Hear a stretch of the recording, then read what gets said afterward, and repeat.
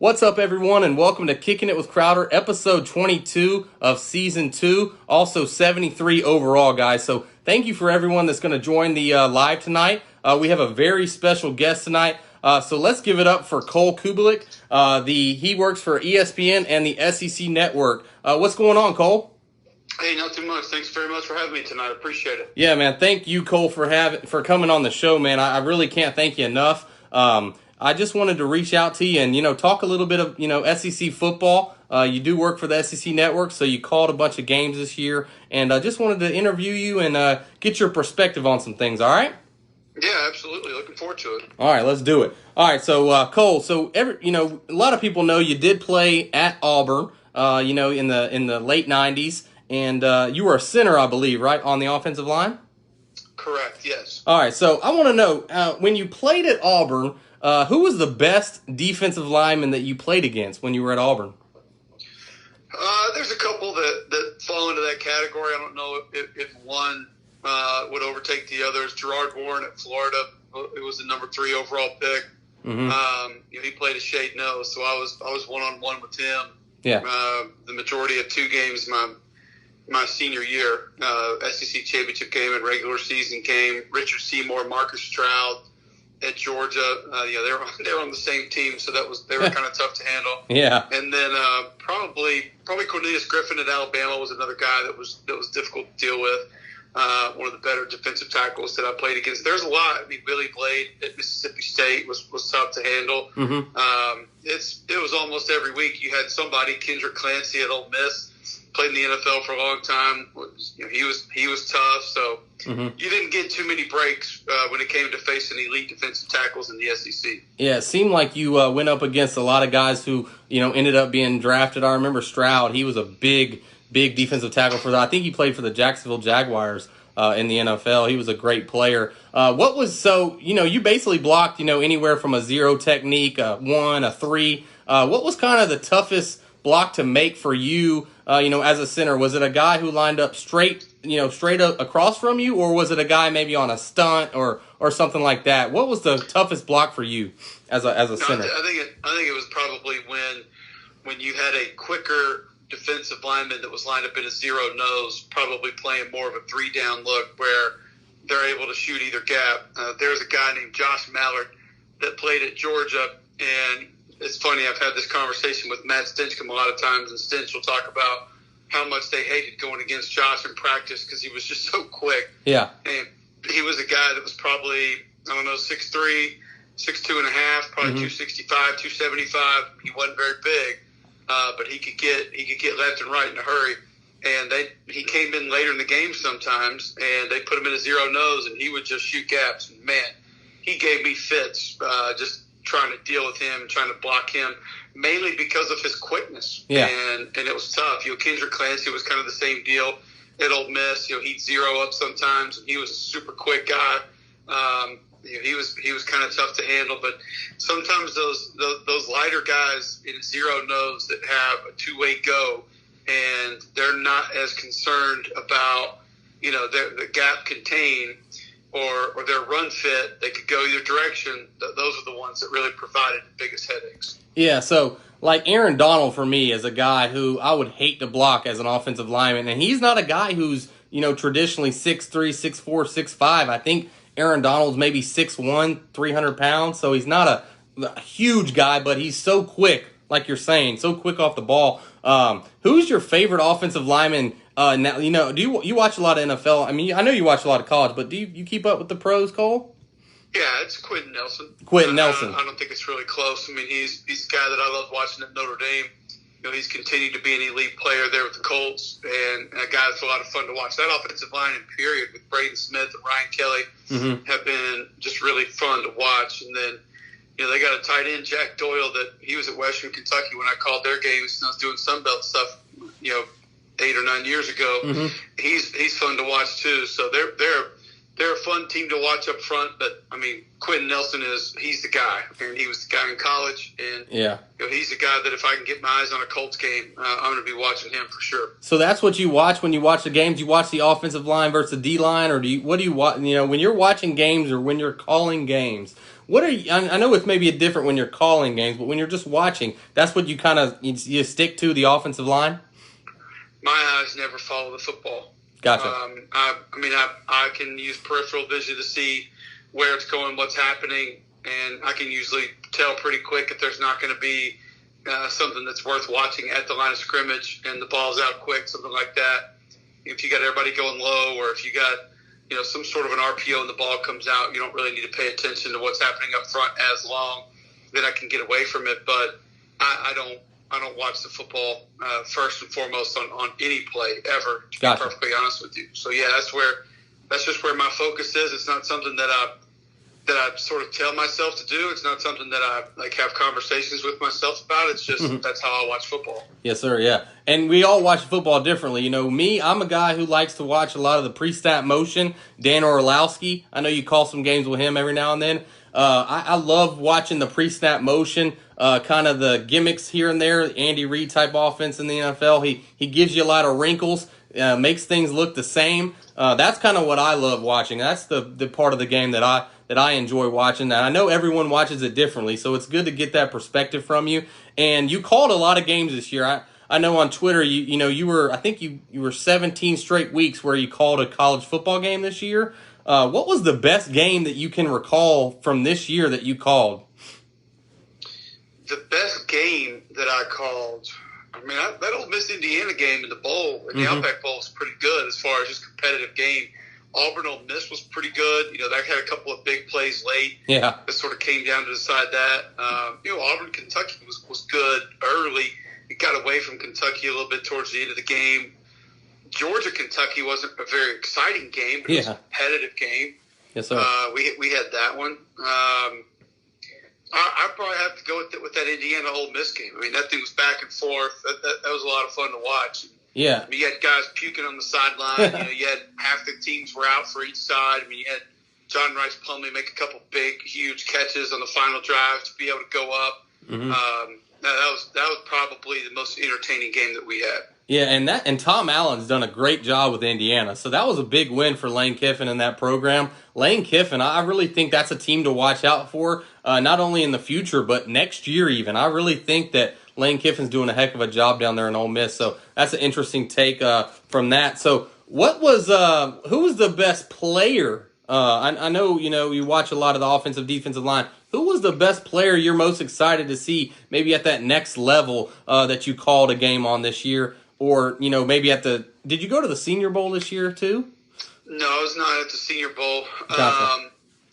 I'm interested to see Devontae Smith and Elijah Moore and just how their games translate to the NFL. Because there are going to be a lot of people that say, well, at that size, they can't do it. But I think the Marvin Harrison comp is a really good one for Devontae Smith. I think, maybe a little bit less than Antonio Brown would be a good comp for an Elijah Moore. The way he gets in and out of things is so quick, and he's going to be able to create space. You can line him up anywhere.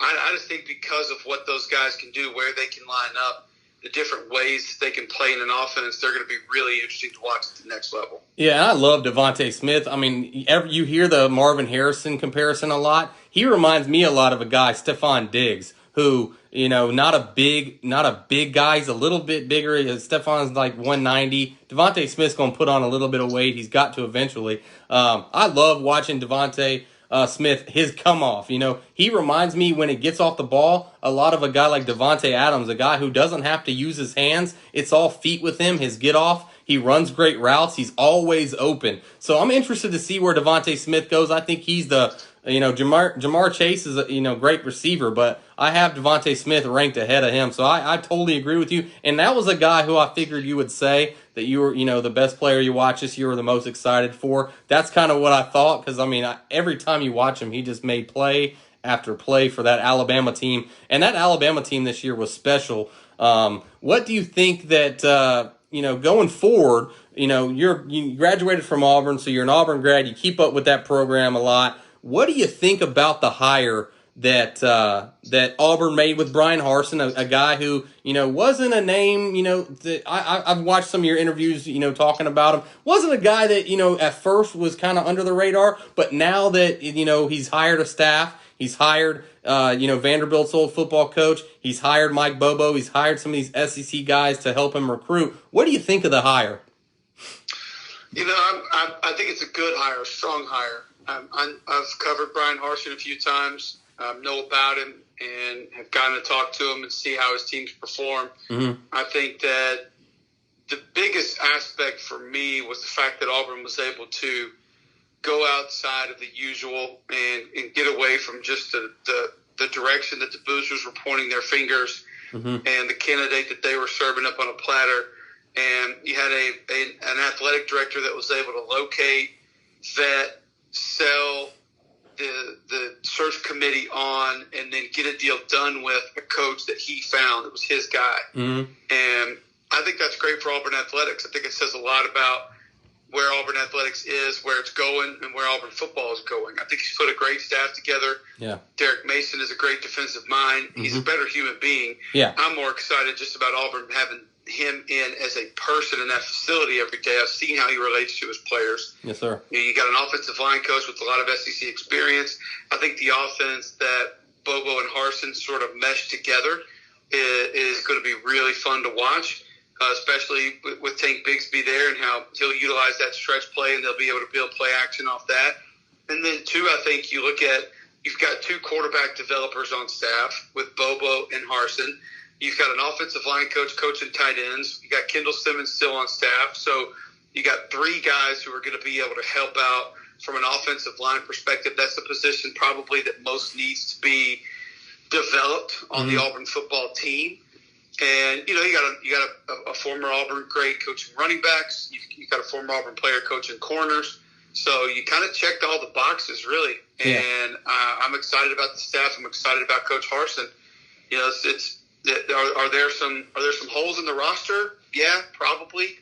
But, I think a lot of everybody on that staff owes Gus Malzahn a thank you to the condition that roster is in. Mm-hmm. It's not a roster that has a lot of behavioral problems. It's not a roster that has a lot of bad eggs, that has guys that, have not been given good effort, that aren't good guys. And, you don't have – there's a couple of spots probably you could use a little more depth. You'd like to have a little more talent. But all in all, that program's on good footing. And it's a lot easier to take over and rebuild from that perspective than it is one that's completely broken. Yeah, and I think the hire was a great hire, like you said, a lot of good points. The Derek Mason hire for me, I think that was, the cherry on top for that staff. Like you said, a great person. What he was able to do at Vanderbilt's it's very hard to win there, very hard to recruit, get guys in.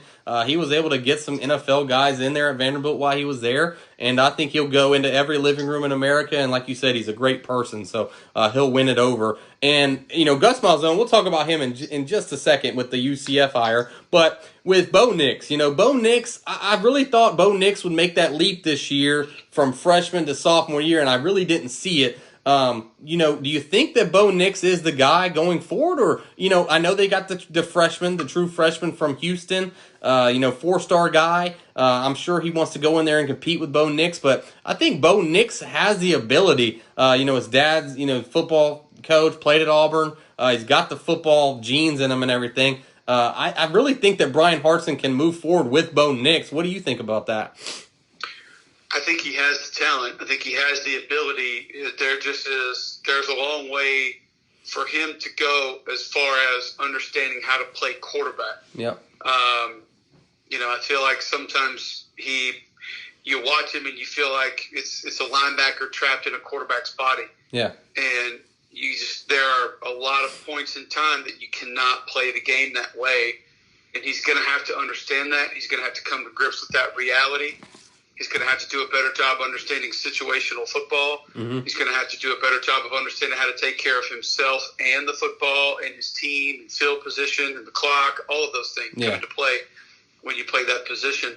I think the fact that Grant Loy is on that team, a guy who's had success at the Division I level, albeit the Group of Five, but every time I spoke to Coach Morris and Coach Malzahn last year, they raved about Grant Lloyd, what a great teammate he was, how big of an arm he had, how he could make all the throws. I think he's somebody that will get a shot. And I'm not saying that I anticipate that he'll win the job, but I think he'll get a legitimate look. Yeah. If you've seen the reports that Tyler Show from Oregon has been in contact with some Auburn coaches. So I think they're looking, and I think it's very intelligent for Brian Harsin to take a look. If you can get somebody that can come in and either compete or potentially win that job and be a better, be an upgrade, because if Bo Nix does not take the coaching, does not find the understanding of how to better operate as a quarterback and not just an athlete playing that position and playing hero ball a lot of the time, you're going to need to make a move. And if you can get a better option, then you've got to be able to do it. And that's the Bowling Green transfer, correct? That's the Bowling Green? Correct. Okay, yes. Gotcha. That's what I thought. So, yeah, Bo Nix, it's going to be, this is this is it right here for him this season. This is a big season coming up for him, so we'll see what happens with Bo Nix and this Auburn offense. So, I want to talk a little bit about, the SEC network you work for. You've been with them since 2011. So, Cole, what did you do before the SEC network? I know you were in radio and things like that and pharmaceutical sales, but what all did you do kind of prior to the SEC network? I had a radio show in Huntsville, Alabama, and I've had 2 radio shows there. One of them I kind of had to give up, and then I got back into it on 7:30 The Ump in North Alabama. That led to where I am now on Jocks. Before that, I sold packaging, I did insurance, I did pharmaceutical sales, I did medical sales. I went from about 2001 to 2010 dabbling in the media, kind of doing it part-time. I didn't get my I didn't go full-time in the media until 2010. I got my own radio show, and I was doing Sunbelt games for CSFs, and so I was able to I saved up some money from medical sales and was able to sort of make that work. But that's kind of the path that took me to where I am now. Yes, sir. And, I'm in sales right now myself. So I've been doing the sports podcast for about a year and a half too. So I'm kind of building my resume up, doing this on the side as a, kind of a gig, and then doing my, the regular job that pays the bills as well. So I'm definitely understand the grind it takes. It's not an easy transition to the media to, where you're at now. You had to put in a lot of work, and people don't always see the work you put in and just think, oh, he got this job. But you put in the work, Cole, and that's why you're so successful. And I love watching you call games, and I really enjoy and thank you so much for coming on tonight. And before I let you go, I want to talk a little bit about the Gus Malzahn hire from UCF. Gus Malzahn is a guy who I think the fans and a lot of people kind of wanted him gone. But at the end of the day, Gus Malzahn had a very tough job. Alabama, LSU, Georgia, every single year. You sprinkle in Texas A&M, Mississippi. I mean, that's a tough job. I know, I'm sure you speak very highly of Gus Malzahn. What kind of job do you think he's going to do with the UCF Knights? And I think home run hire by the Knights. What do you think about that? I think it was a massive hire for Terry Mahajer, and that's probably the one that people aren't talking about enough that they need to be talking about, and that is the athletic director hire first and foremost. Yeah. Terry had a huge win, massive get to be able to reel in Gus Malzahn, but UCF did an amazing job going and get a guy that is a get stuff done guy. He is no nonsense. He just gets it. He understands it. I have wondered for years why people were letting him sit there in Jonesboro, Arkansas, and not being able to go find him. He now has a national network based on the fact that he had, 3 one-and-dones as head coaches there in Jonesboro. So, he's a guy that is, I think, going to really help Gus Malzahn and going to be a great benefit for him. And I think you look at a guy that is going to go down there and call his own plays. He's not going to be under the pressure of either with this initial staff or when he has to go hire guys who leave, of basically hiring the biggest name assistant coaches available. It's not going to be, do or die in recruiting as much as it was when he was at Auburn. Mm-hmm. I think the personnel fits what he's going to want to run offensively. He's going to be able to get his kind of guys in there to help him run it. I think his personality, it's a little more energetic and fun and loose. It's going to sort of fit into what UCF has been the past few seasons. I really do believe it's a great fit. And I think that conference, the style of ball, the personnel that he has on the roster right now, It's just to be able. It's to be honest, it says a lot about UCF to go get a guy that's defeated Nick Saban more than any other active coach in college football. That's won an SEC championship game. That's competed in multiple SEC championship games. That's gone toe to toe with LSU and Georgia and Alabama and Tennessee. I think he's coached in 2 national championship games. Won one as a coordinator. Coached the Heisman Trophy winners coordinator. You weren't going to get that kind of resume with anybody else. It's the best resume right now in that conference, hands down, not even close. It's the best resume of anybody who was even discussed or potentially brought up for that job. And the fact that you're able to go land him and get him at a discount for around $2.5 a year, that's a massive win for Terry Mohajir. There's no doubt. Yeah, and Gus Malzahn said it. He believes UCF is a top 20 job, and right now with the way they've played the last 5 years, it's kind of hard to argue that. And Gus Malzahn may be right now the best head coach in the state of Florida. I know Dan Mullen's there. I know Norvell's there, Willie Taggart, but at the end of the day, Gus Malzahn has won SEC championships with Auburn. Dan Mullen still hasn't won that with Florida yet. So, I'm going to have to probably take Gus Malzahn as the best coach right now in the state of Florida at UCF. It was interesting that he didn't wait a cycle. You see coaches who are at places for a long time and they wait a cycle. This must have been an intriguing deal. He got $2.3 million for 5 years or something like that annual. So happy for Gus Malzahn, happy for UCF. Guy was in a tough job. A lot of pressure at Auburn. Like you said, he doesn't have all that pressure now and can just go out there and coach and be loose. So, man, Cole, I really appreciate you coming on and talking some football, man. Before I let you go, last question. Who do you like? I know you call a lot of games. So, who are your biggest influences on football announcing, or who do you love watching nowadays? My guy is Tony Romo. I love watching Tony Romo call games. I think he does it better than he did playing quarterback. The guy is he's so intelligent. He knows what's going on. He can relay the information to the viewers. I like watching Tony Romo. Who's a guy you like watching? And then who's your biggest impact guy that your biggest mentor, I guess? I don't know if we have enough time to run through the list of mentors because there's so many people in this business that have helped me get to where I am today.